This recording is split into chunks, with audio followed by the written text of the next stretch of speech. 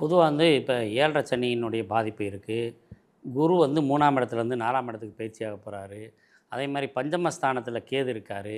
இத்தனை குறைகள் இருந்தாலும், லாபஸ்தானத்தில இருக்க ராகு உங்களுக்கு நல்ல ஒரு வெற்றிய குடுக்குறார். ஒரு கிரகம் இந்த வருடத்தில பலமா இருக்கு.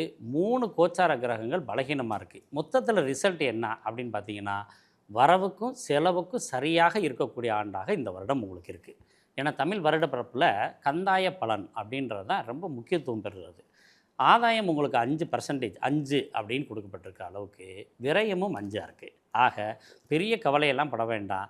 உங்களுக்கு வரவுக்கு அளவுக்கு செலவு இருக்கும். அதனால என்ன நம்ம கல்யாணம் ஏற்பாடு பண்ணிட்டோமே, அல்லது ஒரு வீடு கட்டுறதுக்கு முயற்சி பண்ணிட்டோமே, பணம் வருமா வராதா அப்படின்னா கட்டாயம் வரும். எதிர்பார்க்குற அளவுக்கு சமபலன்ல தான் இருக்கு. பெரிய லோல ஆகக்கூடிய வாய்ப்பு இல்ல. கவனமா இருக்க வேண்டிய விஷயம் என்ன அப்படின்னு கேட்டிங்கன்னா, கால் சம்பந்தமான பிரச்சனை உண்டு. பெண்களுக்கு நகைகள்ல கொலுசு தொலையக்கூடிய வாய்ப்புகள் உண்டு. உங்களுடைய குழந்தைகளுடைய உடல்நிலையை நீங்க கவனிக்கணும். யாருனால் உங்களுக்கு வெற்றி கிடைக்கும் அப்படின்னு பார்த்தீங்கன்னா, மேசராசி ஆண்களாக இருந்தால் பெண்களால் வெற்றி.